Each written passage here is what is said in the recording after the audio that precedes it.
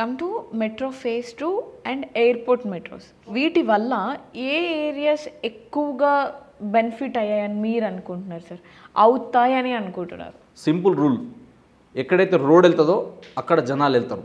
So ఎక్కడైతే road connectivity పెరుగుతుందో, ఎక్కడైతే ట్రాన్స్పోర్టేషన్ పెరుగుతుందో అక్కడ జనాలు వచ్చేస్తారు ఆటోమేటిక్గా. ఇది ఆల్రెడీ మనకి 70 కిలోమీటర్లు ఉంది ఫేజ్ 1. ఇప్పుడు నెక్స్ట్ ఎక్స్పాన్షన్ చేస్తున్నారు ఎయిర్పోర్ట్ వరకు, ఒకటి ఎల్బీ నగర్ నుంచి ఇటు ఆర్ఎం గారి మీద నుంచి ఎయిర్పోర్ట్ యాక్సెస్ చేయడం వల్ల రాను ఏమవుతుందంటే ఆ ఏరియాలో మొత్తం అంతా కూడా డెవలప్మెంట్స్ అయిపోతాయి.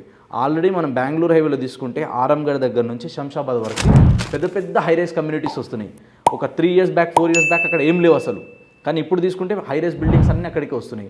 తెలంగాణ హైకోర్టు ఇక్కడ నుంచి అక్కడ షిఫ్టింగ్ అవ్వడం కావచ్చు, మెట్రో ఎక్స్పాన్షన్ కావచ్చు, ఎయిర్పోర్ట్కి నియర్ బై ఉంది, ఇటు పీవీఎన్ఆర్ ఎక్స్ప్రెస్ వే ఉంది, ఇటు తీసుకుంటే అగ్రికల్చర్ యూనివర్సిటీ గ్రీనరీ మొత్తం మంచి నీళ్లు ఉంటాయి, అటు హిమాయత్సాగర్ గండిపేట్ మంచి చెరువులు ఉన్నాయి, వాటర్ సోర్సెస్ ఉన్నాయి, ఇటు తీసుకుంటే గ్రీనరీ బాగుంది, ఇక్కడ తీసుకుంటే ఎంప్లాయ్మెంట్ ఆపర్చునిటీ ఉంది, సిటీలోకి ఎంట్రీ ఎగ్జిట్ ఈజీ అవుతుంది.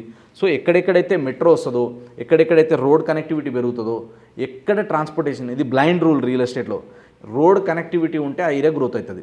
నేను మళ్ళీ చెప్తున్నా, మీరు కొనే ప్రాపర్టీ కనుక అక్కడ నుంచి బస్సెస్ వెళ్తున్నాయి, జనసాంద్రత పెరుగుతుంది, ట్రాన్స్పోర్టేషన్ పెరుగుతుందంటే ఆ ఏరియాలు డెవలప్ అవుతాయి. అది ఎంతవరకు పెరుగుతాయంటే మీరు ఇంటర్నేషనల్ ఎయిర్పోర్ట్ నుంచి 100 కిలోమీటర్ రేడియస్లో ఎక్కడ ప్రాపర్టీస్ కొన్నా పెరుగుతాయి. బట్ డిపెండ్స్ అపాన్ లొకేషన్, అక్కడున్న అడ్వాంటేజెస్, అక్కడున్న employment creation.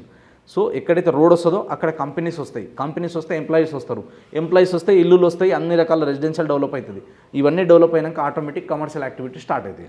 So this is the process అనమాట. ఓకే.